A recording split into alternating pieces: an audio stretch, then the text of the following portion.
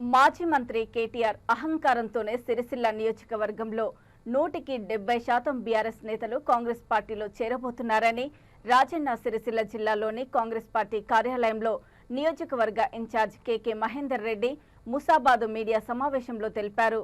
ఈ సందర్భంగా ఆయన మాట్లాడుతూ గత 10 సంవత్సరాలలో తెలంగాణ రాష్ట్ర ఆర్థిక వ్యవస్థను చిన్నాభిన్నం చేసి సంక్షేమ పథకాలన్నీ కమిషన్లకే పోయాయి. 10 సంవత్సరాలలో ఒక్క రేషన్ కార్డులు ఇచ్చిన ముఖమైన ఉందా? డ్రగ్స్ మాఫియా 3 పూలు 6 కాయలుగా ఎదిగింది అని అన్నారు. దేశాన్ని దోచుకోవడానికి టీఆర్ఎస్ ను బీఆర్ఎస్ గా మార్చిండు అని అన్నారు. 9 మందితో వ్యవసాయ కమిటీ ఎందుకు? చిల్లర రాజకీయాలు మాని ప్రజల పక్షాన నిలబడి ప్రతిపక్ష పార్టీ పాత్ర పోషిస్తున్నారని అన్నారు. కేటీఆర్ బుద్ధి తెచ్చుకోవాలని కేకే మహేందర్ రెడ్డి అన్నారు. గత సంవత్సరం తెలంగాణ ప్రజలు ఒక విలక్షణమైన తీర్పిచ్చిండ్రు.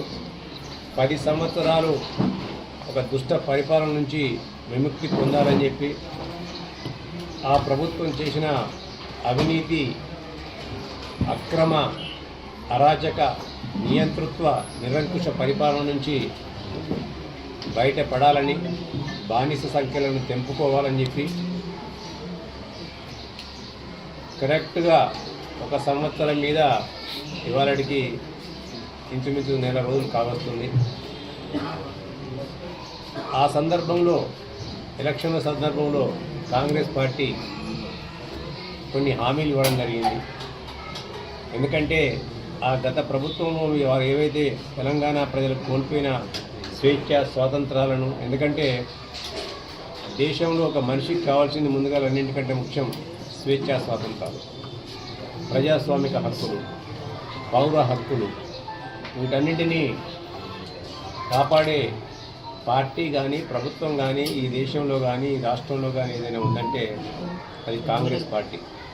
కాబట్టి తెలంగాణ ప్రజలు తెలంగాణ ఇచ్చిన సోనియా గాంధీ గారు ఒక హామీ ఇచ్చినంటే మాట తప్పకుండా, మడమ తిప్పకుండా ఆ మాటకు కట్టుబడి ఉండే పార్టీ కాంగ్రెస్ పార్టీ. కాబట్టి సోనియా గాంధీ గారు ఏదైతే మాట ఇచ్చిండ్రో కరీంనగర్ సభ వేదికగా దాన్ని నిజం చేస్తూ తెలంగాణ ప్రజల యొక్క ఆకాంక్షలను నెరవేరుస్తూ తెలంగాణ రాష్ట్రాన్ని ఇచ్చింది.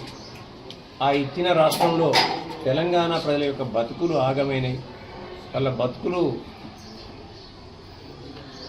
తేనె వైపు నిలబడ్డట్టేనే అని చెప్పి గ్రహించి మళ్ళీ తెలంగాణ ప్రజల బతుకులు బాగుపడాలంటే, వాళ్ళు స్వేచ్ఛ స్వాతంత్రాలతో ఉండాలంటే కాంగ్రెస్ పార్టీ యొక్క ఆవశ్యకతను, అలాగే 10 సంవత్సరాల పరిపాలన వేరే వాళ్ళు ఏవైతే కోల్పోయినా వాటిని ఇవ్వాలని చెప్పి ఉద్దేశం కొద్దీ కొన్ని హామీలు ఇవ్వడం జరిగింది. అవే 6 గ్యారెంటీలు.